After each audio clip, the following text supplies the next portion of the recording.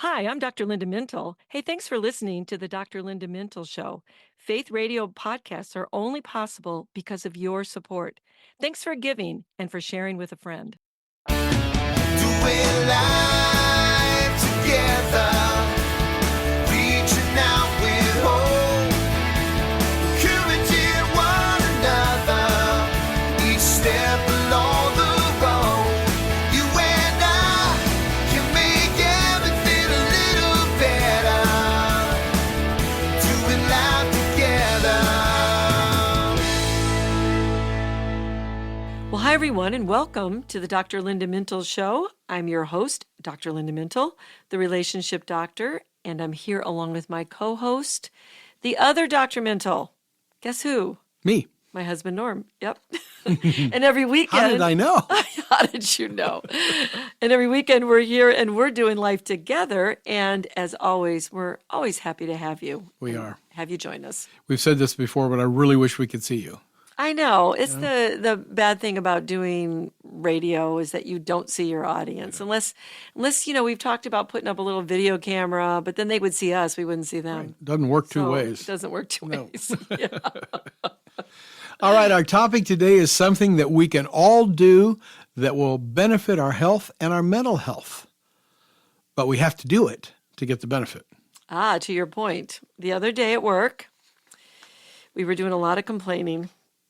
We were complaining about problems with administrators not listening to us, too many meetings, coworkers who irritate us, No. too little time to get things done. Do I need to go on, Norm? Nope. It's a familiar list. It's a familiar list. Gosh, I feel bad even acknowledging that. All right, so we weren't at a loss for things we could complain Yeah, about, right? yeah. But it was preparing me for this show because I had to stop and think about what I was doing and go, wait a minute. I'm doing a show on this. It's so easy to complain Yes, it is. and fall into this bad habit. And whenever I hear the word complain, I hear my mother's voice that says, stop complaining. You know it happened to the children of Israel. I know, but your mother was not a complainer. No. She was always very positive and she had the joy of the Lord. So she was somebody we could learn from. Yep.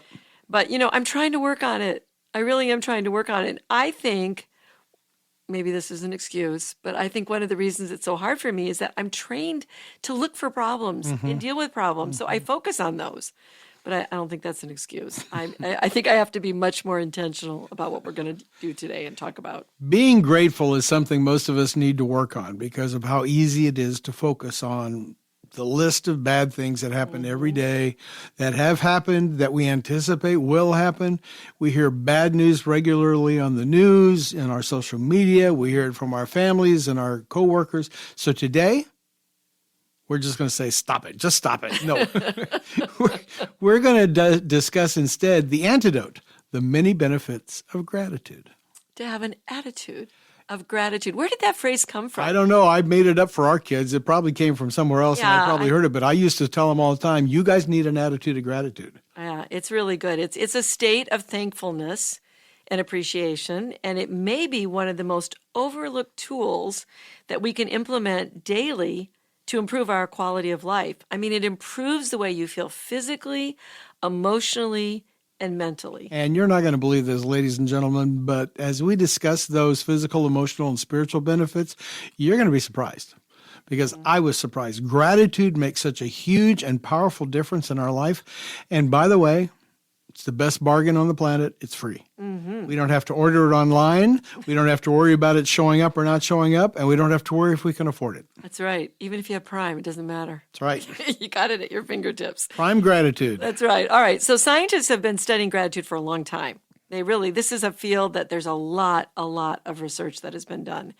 And they have discovered a lot of positives that come along with it, even though, Norm, the Bible's been instructing us to be grateful for thousands of years. Yeah, no kidding. But it's good to know that science is catching up, right?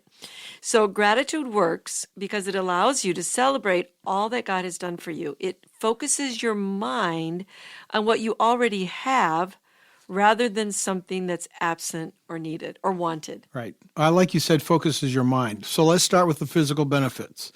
One of the benefits we probably don't think about is the connection between mind and body and between gratitude and physical health.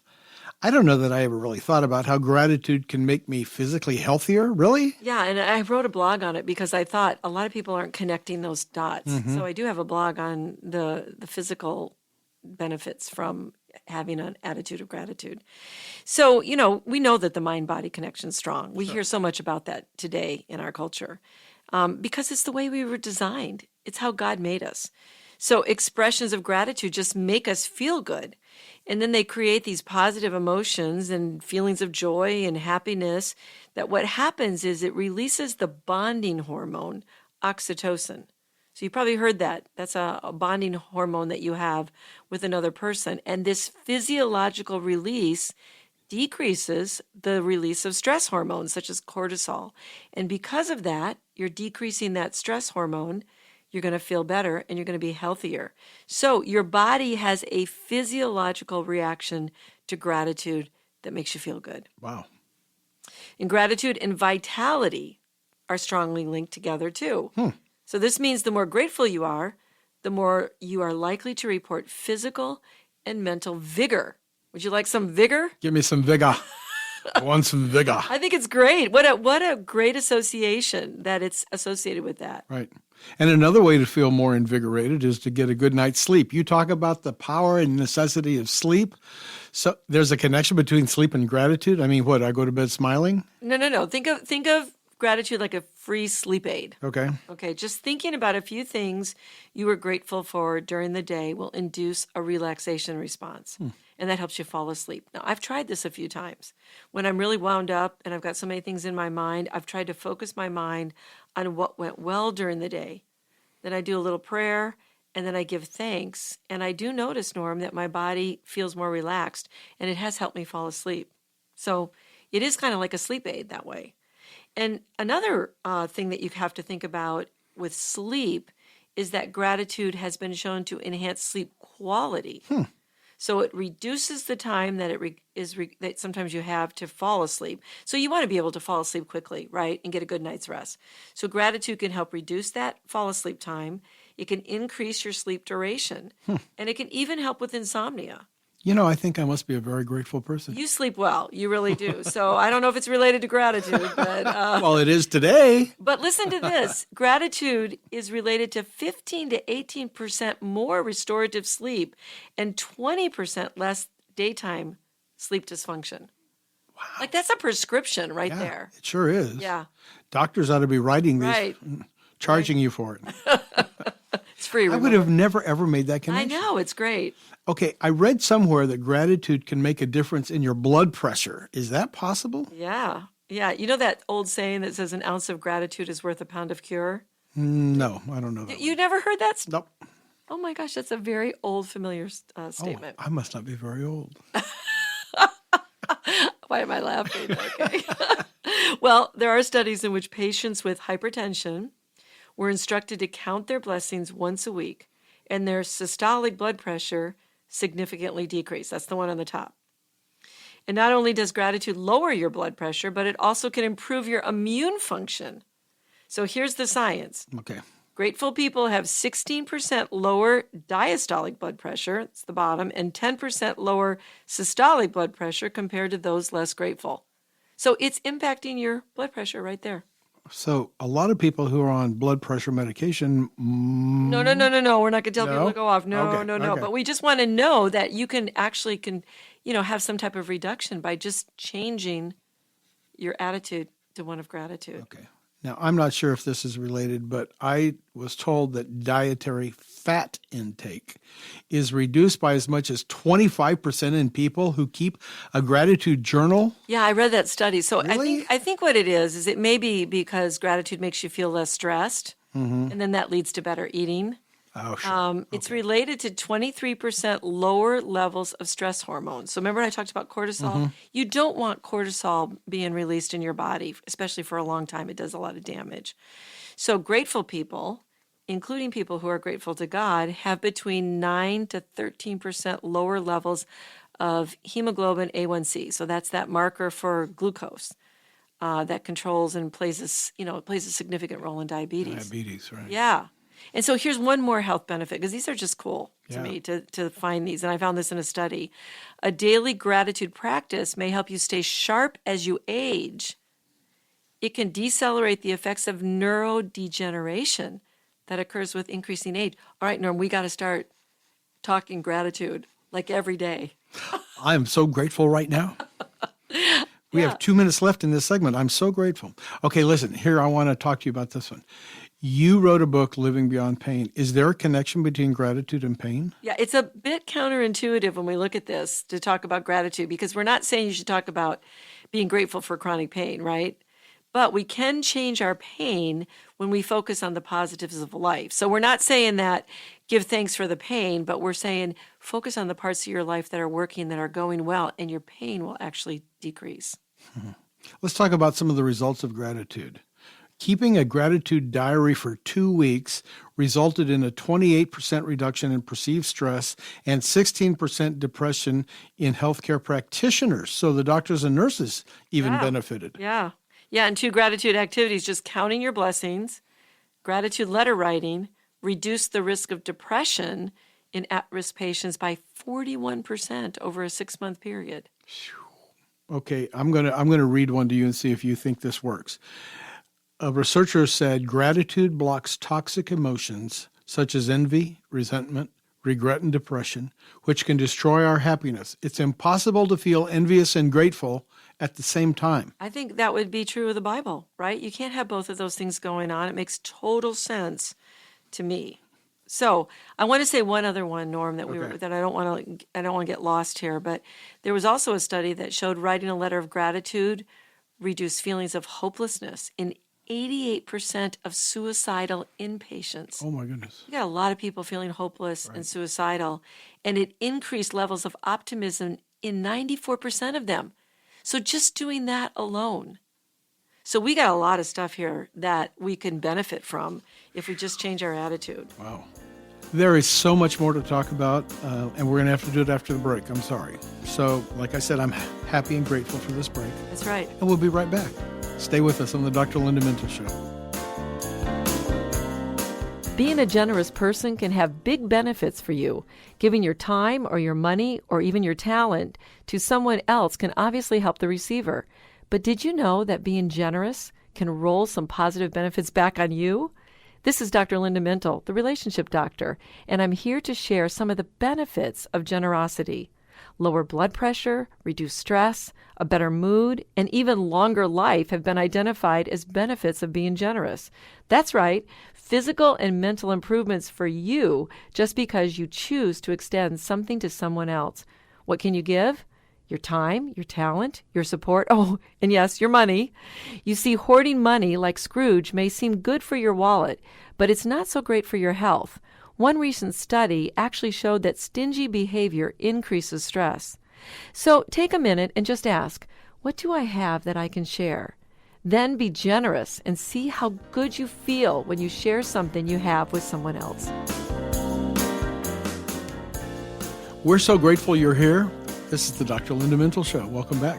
And just a reminder, you can follow her on her social media, X and Instagram, at Dr. Linda Mintle, and on Facebook, Dr. Linda Mintle, author and speaker.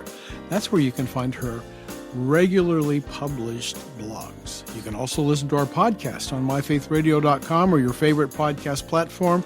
Just search Dr. Linda Mintle Podcast, and you're going to find us. You know, this would be a good one to share, and I'm thinking we need to put out a challenge here. Like, let's all try an attitude of gratitude and see if any of these things affect us. Because we're talking about so many different positive effects from just being grateful. You know, when we before the break, I mentioned suicidality and hopelessness, and gratitude has also been shown, Norm, to reduce the lifetime risk for depression, anxiety, and substance use, because it strengthens those emotions that make us feel more positive, and they help us bounce back from stress. That makes sense. Wow. It's amazing how many good things there are. I know. about this. It's like, why are we not talking about this more often? And as angry and mean as our culture seems to be from time to time with each other, what about empathy and being less aggressive? How does gratitude play a role in that? It does play a role. So gratitude enhances empathy and reduces aggression. So if we could just change that cultural conversation from all the problems into what do we have that's working well. Grateful people are more likely to behave in a pro-social manner, even when others around them are being less kind. There was a study done at the University of Kentucky that looked at that. And what they noticed, Norm, was that study participants who ranked higher in gratitude scales were less likely to retaliate against others, even when they were given negative feedback. They experienced more sensitivity, more empathy towards other people, and they had a decreased desire to even look at revenge. So, boy, somebody ought to do a grant on that and study and see what happens. You know, it sounds to me like we're talking about a massive and total personality rehaul. Is that possible? Well, it shapes the person you are. So when you're looking at your personality and you're starting to be more grateful, you do become less self-centered. Mm-hmm. You're not looking so much at things to make you happy. You're focusing on this attitude of gratefulness all the time. That makes you feel better about yourself. It makes you happier. There is a neuroscientist who looked at this and said, grateful people feel brighter and more alert. He believes that gratitude helps the brain increase dopamine. And we've heard that word before because it's that feel-good hormone that is, has to do with rewards, that when we get the reward pathway in the brain activated. So he also saw a very strong correlation, association with people being more optimistic. I just don't see anything wrong with gratitude based on what we're saying. We know that showing appreciation makes us feel better about ourselves, as you just said, but what about helping us find new friends and improve our existing relationships? Well, socially, gratitude, here's the thing, it makes people like you more. Well, of course. That makes doesn't sense. that make sense? Right. And then you have more friendships, and then you're looked at someone as kind, and it helps marriages, and it helps deeper relationships that you have with other people as well. I mean, people just like to be around people who have that positive mindset. That's so sensible. It just makes so we much don't sense. we don't talk about it, or probably like me, I'm more focused on complaining than I am on doing this. Well, and you focus on people who have difficulties, so you kind of are on the negative side of people's lives all the time. Here's one that just suddenly popped up. I'll bet an attitude of gratitude can help boost your career. Well, there have actually been studies on that, and what we've found from those studies is that people that have an attitude of gratitude are better at management. That makes sense because they're focusing on other people and they're praising them and they're saying things. But it also improves their networking and their goal achievements and their decision making and even productivity in an office. So yes, career is definitely influenced by this type of attitude. Right. And those are all consistent with, I'm sorry, but my PhD is in leadership. Yes. And those are consistent attributes of transformational leaders, of servant leaders, of people who care about others, who cherish other people. So your career is going to start taking a huge move forward and upward with an attitude of gratitude. That's great. That's good. From a biblical perspective, we know that gratitude is associated with praise because it's all about thanking God for what he's done for us and anticipating more of what he's going to do. That's what praise is all about, thanking him for what he's done. And it strikes me that the Pilgrims got it right when they celebrated the day of Thanksgiving, remember? They acknowledged publicly that God was faithful to them and gave to them abundantly. Thanksgiving comes from a grateful heart to the one who has given us so much and continues to bless us, his children. So let's talk about how to be even more grateful. So if you want to change from complaining to being grateful, just verbalize some things that are something in your life that you feel grateful for. That's good. So read a book about thankfulness, practice thinking of things during the day that may come up, like notice the things that you're grateful for. Even when you're driving around in a car, you can do this. And definitely, I did a lot more of this with our children when they were younger, especially, or even with friends. Just think about, maybe making it a game. Like who can come up with the most grateful things that we have for today, or who can notice what we need to be thankful for the most. Look out the window and tell me 2 things you're grateful for. Yeah, just start pointing it out. Makes sense. And you can also memorize scriptures that talk about thankfulness, like Psalm 100, and meditate on those scriptures. We all know that one. Enter his gates with Thanksgiving and his courts with praise. Right. Right. Yeah. And you mentioned journaling before. Say more about that. Well, it's a really simple way to start. And you can begin your day with a journal, you can end your day with a journal. And if you just write down 3 things for which you're grateful for, and you start your day like that. I remember we had somebody from a business consultant come to us and talk to us about some of the problematic organizations and what was going on. And one of the things that he suggested was doing this. And he did this with a very big, well-known company, and it changed the atmosphere of the company just from people journaling 3 things and then sending out a text message to people in the morning. And that wasn't a Christian No, organization. no, it was just something that they were grateful for. So it didn't have to be big things. I mean, they could be grateful for a warm bed every night, or grateful for good neighbors, or grateful for children who do their best and try to, have a good work ethic. So if you write it down, one of the things that writing does is it reinforces those thoughts in your brain, and you have to be more intentional when you write something down, you get it on paper. So that really helps focus your brain on the positive. And I just thought of this when you were saying that, because we've talked about this before. When we hear ourselves talk or say things, Yeah. there's something reinforcing about that. So after you've written it, read it out loud to yourself. That's a great idea. Huh, how about that? So Yeah. what about a few more things so that we can practice gratitude? Yeah, so small things. So one I would like you to practice is when you're in traffic and you have light traffic, or the person in front of you is moving along. You could say to me, wow, this is great. The person in front of me is driving well.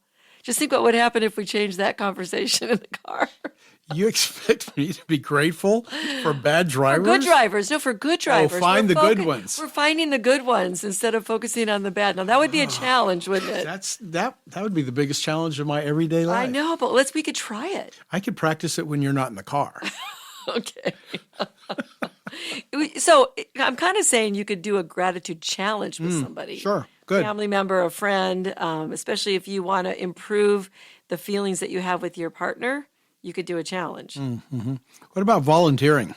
Well, I think that one would be good because, you start to see yourself in a different light when you're helping other people. And when you're volunteering and you're helping people, it gets kind of contagious because people thank you and then you feel grateful for them and you feel humbled by the way they're, responding to you. So that's a really good way to do things.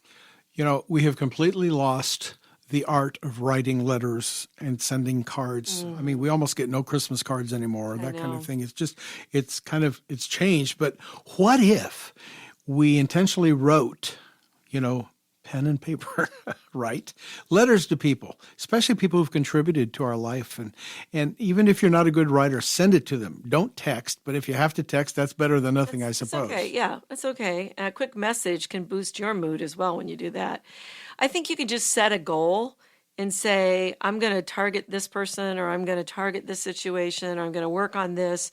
Just set a goal for for somebody to really try to change your attitude towards by doing this. And you can use anybody. It can be a boss, it can be a neighbor, it can be a family member. And you could look for people that don't get a lot of gratitude. So I know I try to, every time I work in an organization, try to tell the janitors, I notice what you do and it's so helpful. And I really want you to know that your service doesn't go unnoticed. Have you noticed lately that culturally people no longer say thank you, they say appreciate you? Yeah. I appreciate you. Yeah. Well, that's what we're talking about. Yeah. That's a good thing to do too. And I think just smiling at people can be a visual reminder. Hey, you have reason to be happy. You have reason to have joy. That's good. Well, we're going to wrap up the program with what the Bible says about gratitude and giving thanks. And there's so much. I mean, there's so much, and we're saying all of this because we want you to flourish. And so as we end the program, I think you can tell by the way we've been talking about this that gratitude is very powerful. It shapes who you are, returns the blessings that you've had onto other people. And so make gratitude your default and notice how it changes you. So let's close with Psalm 107, 1, 8, and 9. Oh, give thanks unto the Lord, for he is good, for his mercy endures forever. Oh, that men would praise the Lord for his goodness and for his wonderful works to the children of men, for he satisfies the longing soul and fills the hungry with goodness. Well, that's all the time we have today. Many thanks to our producer and my co-host, Norm Mintle, who makes the show a conversation, and to our technical producer, Katie Sims Wilson. From all of us here at Faith Radio, hey, we'll talk to you again next weekend, and we're going to be grateful in between. That's right. So in the meantime, remember, we're doing life together, and it's better when you don't have to do it alone. Doing life together. Hey, thanks for listening to this conversation from the Dr. Linda Mintle Show. These conversations are available because of your support. Become a supporter now at myfaithradio.com. Please subscribe to the podcast so you don't miss any episodes, and share it with friends so we can live life to the fullest, walk confidently, and find healing and hope.